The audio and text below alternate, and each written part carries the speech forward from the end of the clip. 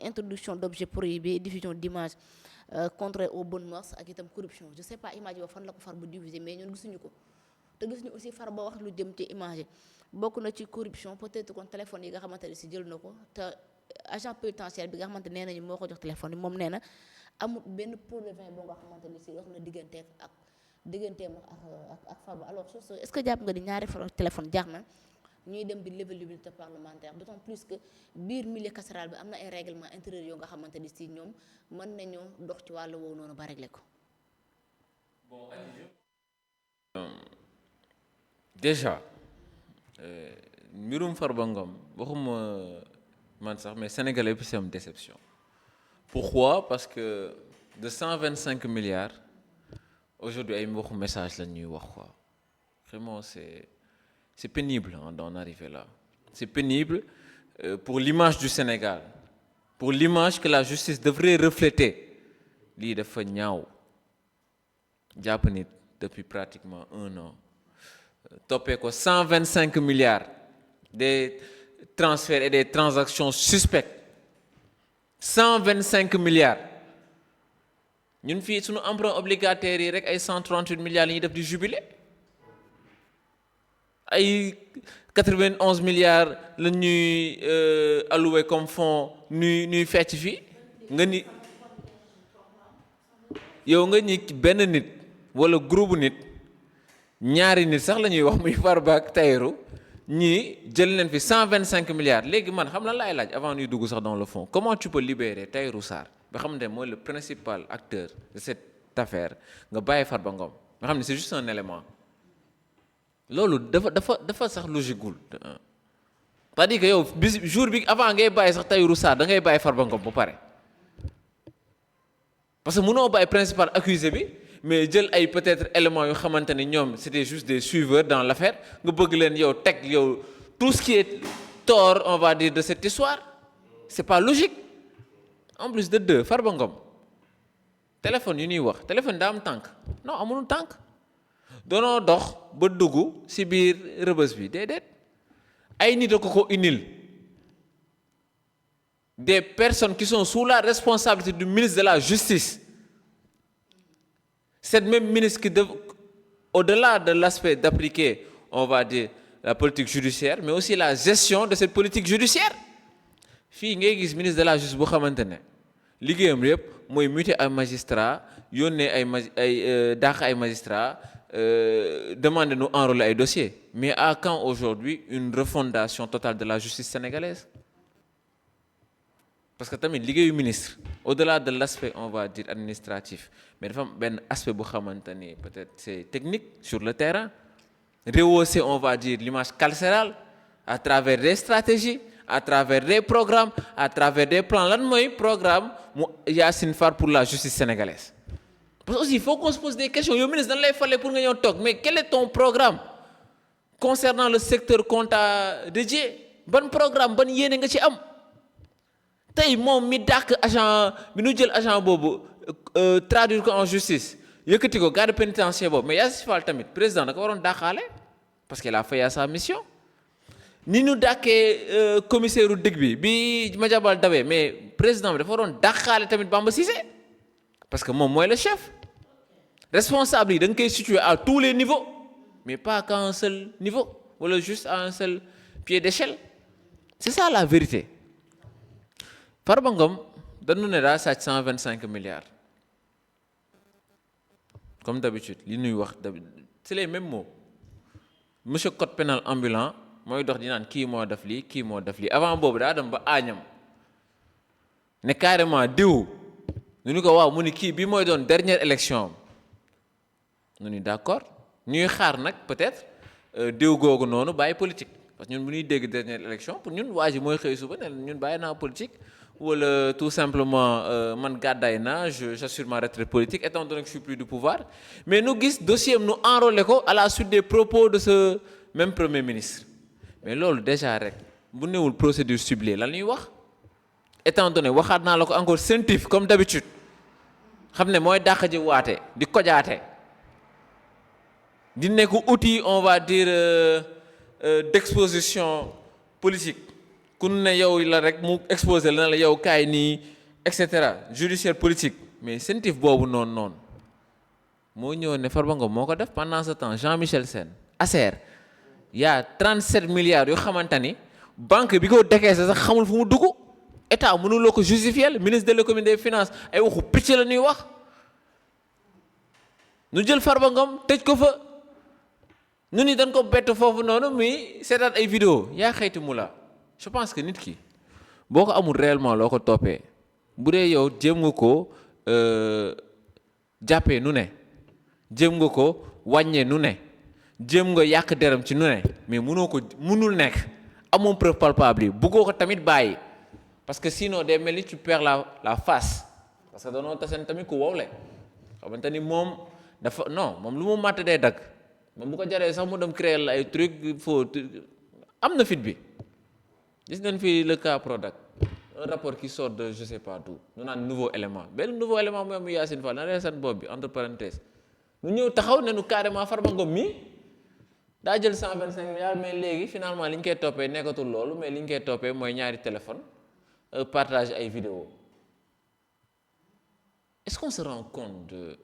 la nature ridicule de l'accusation? Est-ce qu'on se rend compte qu'aujourd'hui, Yacine Fall, en disant cela, elle expose les failles de la justice sénégalaise, les manquements de la justice sénégalaise? Qu'est-ce qu'elle rend compte aujourd'hui qu'en sa qualité de ministre de la Justice, elle ne devait pas endosser ce rôle de communicante politique? Yacine Fall, dans la dénk justice sénégalaise, ak lépp lu xamante ni moo nekk ci biir maanaam au-delà de l'aspect poursuite dafa am l'aspect réalisation. doo nekk di ut ay magistrat wala di wax procureur yenn saay nu mu war a tëngee parce que li nga def noonu du sa rôle loolu procureur PJF moo ko waroon def bu amoon sax ay nouveaux éléments nu war ko communiquer ñi fa dugaloon Farba noo war a génn communiquer ci loolu mais c'est pas la ministre de la justice en personne. Yacine Fall kan moo koy sant mu communiquer c'est-à-dire que loolu laa lay expliquer nii Yacine Fall du son rôle Yacine Fall jàngul justice xamul justice. xamul la mooy droit du profession am du vocation am du peut-être mën nañ wax intelligence am moom nan ko fa teg Sonko moo taxaw ci journée des mentir mu ni carrément man maa proposé Yacine Fall loolu ça veut tout dire maa la parachuté sans moi tu n'existes pas amoo profil de l'emploi mais man maa la fa teg pour lan parce que tout simplement gis naa ne que yow da nga xaw a nii da nga yëngu da nga xam ay waxu picc. Comme d'habitude jamais les gens qu'il faut à la place qu'il faut bu ñu jógee di décrier système mu Macky Sall bi fi mais système Macky Sall au moins Macky Sall quoi qu'on puisse dire loin de la défendre nag moom tamit mais quoi qu'on puisse dire parfois il utilisait de bons profils même bu dee ñooñu sax après noonu doxal gis nañ fi le cas de Ousmane Diagne une personne qui s'y connaît en justice ñëw di respecter mën nañ wax procédure di respecter état de droit di respecter code pénal mais premier ministre bi lu mu wax arrangé wu ko. dugal en clash frontal ak moom en plein hémicycle nga gis député yi jóg di apostropher Ousmane Diagne nanga ko carrément na mbir yi gaaw yan mbir député yi nooy wax ban mbir mooy gaaw buy yéex nooy wax kan moo leen war a tëj ak kan leen war a jàpp loolu ba tey dans la politique répressive de Pastef toujours à chercher à museler à attaquer à détruire des personnes qu'ils pensent ou bien qu'ils ont on va dire ñuy xam nan leen njortal ne que ils ont des ambitions politiques Farba Ngom concrètement ñun waxuñu bu ñu tëj kenn ñun collectif du peuple askan wi ku sàcc nañ la tëj ku def naka sulul noonu yoon na dal ca kaw mais nañ respecter procédure yi nit du xar nit la nit même bu reyee nit même nit bu jëlee rey beneen nit mais même boo koy condamné à mort surtout yenn sax pays américains yi mais dinañ la may benn 5 ans wala 10 ans booy du naat parce que xam ne nii jël sa paquet c'est-à-dire que en fait dafa am lu xamante ni charte des droits humains de défense des droits humains moo ko garantir parce que bu nu génnee foofu rek dugg neen ci biir àll bi te àll moom ku mën sa morom fàdd la Farba Ngom boobu noonu Yacine Fall moo waxaat ko bampuwaat ko c'était pas son rôle à elle de venir exposer les éléments de l'enquête ana respect aujourd'hui des on va dire de l'enquête am na jargon bu ko justice bi waa acteur justice bi di utiliser respect des des secrets de l'enquête merci ana respect des secrets de l'enquête ana aujourd'hui mën nañu wax tout simplement la non on va dire intrusion du ministre de la justice dans ce dossier parce que tamit justice buy tëddee njaaxaana mais justice boo xamante ni mais doo jug di porter on va dire en paria on va dire une personne très ciblée loolu dafa ñaaw Farba Ngom amul lu muy def foofu yàgg naa ko wax il paie tout simplement les prix de son opposition au régime de Pastef nañ ko bàyyi mu jibi si njabootam bu dee nag li ñu koy toppee am na yaa xeeti surtout ku feebar war a mën a nekk hôpital faju sachant que aussi plateau médical de Rebeuss ba si sax pavillon spécial mënul accueillir détenu bu feebar neen ko waxte dee c'est juste des trucs de non ay pavillon spécial ay ñaata détenu noo fi génn carrément ne bu nu feebaree biir Rebeuss mais ay paracétamol la leen jox ñuy naan Rebeuss ne peut pas on va dire n'est pas un lieu approprié pour des personnes qui traînent des maladies surtout que parfois ces maladies peuvent s'aggraver même on va dire dans ces lieux logiqueul te aussi Farba Ngom sentif ma ñëwaat si mais na bàyyi di singali opposants yi neen di wax si ñi bokk si ñoom ak si les personnalités lambda inclus dans certaines transactions financières douteuses